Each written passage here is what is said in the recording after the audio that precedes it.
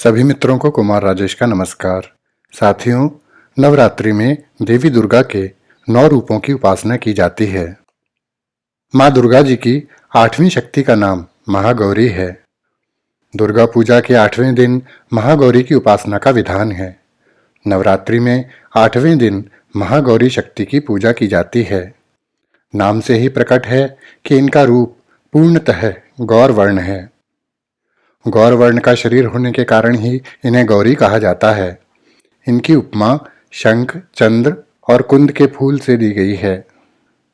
अष्टवर्षा भवेद गौरी यानी इनकी आयु 8 साल की मानी जाती है। इनके सभी आभूषण और वस्त्र श्वेत हैं, इसलिए इन्हें श्वेतांबर धरा भी कहा जाता है। इनकी 4 भुजाएं हैं और वाहन वृषभ है, इसीलिए इन्हें वृषारूढ़ा भी कहा गया है। माता की 4 भुजाएं हैं अर्थात देवी चतुर्भुजा हैं।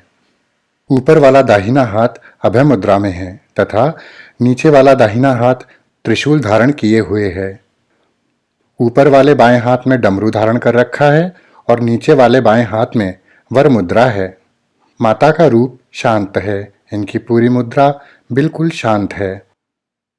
भगवान शंकर को अपने पति के रूप में प्राप्त करने के लिए महागौरी ने कठोर तपस्या की थी। कठोर तपस्या करने के कारण इनके शरीर का रंग काला पड़ गया था, लेकिन तपस्या से प्रसन्न होकर भगवान शंकर ने इनके शरीर को गंगा के पवित्र जल से धोकर कांतिमय बना दिया था और इनका रूप गौर वर्ण का हो गया था और देवी महागौरी के रूप में विख्यात हुई।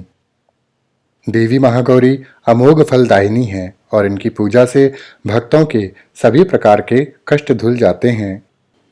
इनकी आराधना करने से जन्म जन्मांतर के पूर्व संचित पाप भी नष्ट हो जाते हैं।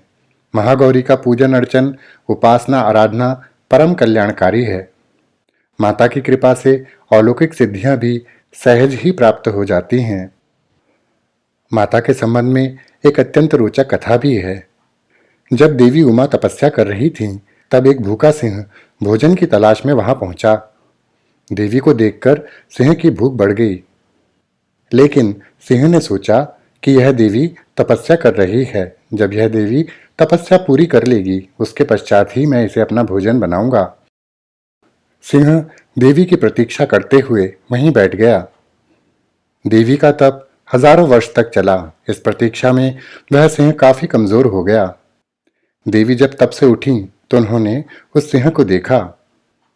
सिंह की दशा देखकर उन्हें उस पर बहुत दया आ गई। देवी की तपस्या पूरी होने की प्रतीक्षा में सिंह की भी तपस्या हो गई थी, इसलिए वह परम पद का अधिकारी बन गया था। देवी उमा ने सिंह को आशीर्वाद दिया और कहा दुर्गा रूप में वह उनका वाहन होगा, और देवी ने इस तरह सिंह को अपना वाहन बना लिया। माँ महागौरी की पूजा जो भी भक्तिभाव से करता है, माँ उसकी रक्षा करती है। जो भी स्त्री माता की पूजा भक्तिभाव से करती है, माता उनके सुहाग की रक्षा स्वयं करती हैं। माता महागौरी को अन्नपूर्णा, ऐश्वर्य प्रदायिनी और चैतन्यमयी भी कहा जाता है। माता को महादेव प्रमोददा भी कहा जाता है।